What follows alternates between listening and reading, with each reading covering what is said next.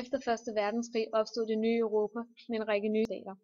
Europa havde svært ved at opnå politisk, økonomisk og social stabilitet, eftersom det først skulle opbygges en ny national identitet, politisk system og økonomisk struktur. Rusland var næsten forsvundet, og Europa var utrolig svækket efter krigen. USA's magt og økonomi var stort set som før krigen. Tyskland tabte Første Verdenskrig og blev nødt til at låne penge i Amerika for at genopbygge de nedbrudte områder og afbetale på erstatningskrav. Frankrig og England havde lånt penge i USA for at kunne føre krigen. Efter krigen betalte Tyskland altså erstatninger til Storbritannien og Frankrig, som afdrog på deres gæld til USA, hvorefter USA lånte penge til Tyskland. Så man kan se det som en slags ond cirkel. Den økonomiske udvikling efter Første Verdenskrig kan deles op i 4 faser.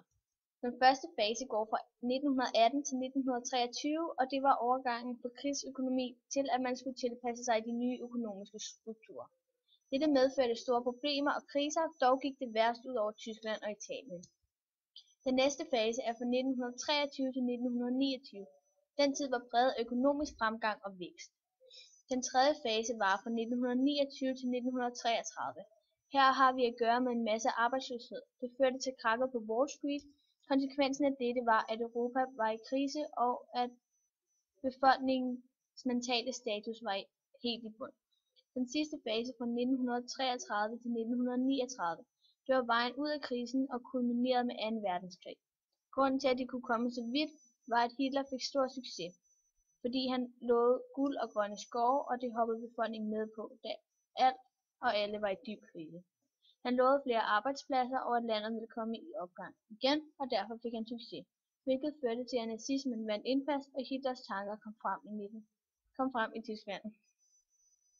Efter krakket på Wall Street i 1929 gik flere lande i forskellige politiske retninger. Tyskland og Hitler valgte nazismen og Italien fascismen. Disse to minder utrolig meget om hinanden og en diktatorisk styreform. Danmark valgte den socialdemokratisk radikale regering, hvorimod USA, set fra deres synsvinkel, valgte en mere venstreorienteret præsident. De økonomiske kriser førte til en politisk polarisering. De demokratiske statsformer kom under pres fra venstre- og kommunistpartierne, og fra højre de nationalistiske partier, såsom fascistiske og nazistiske partier.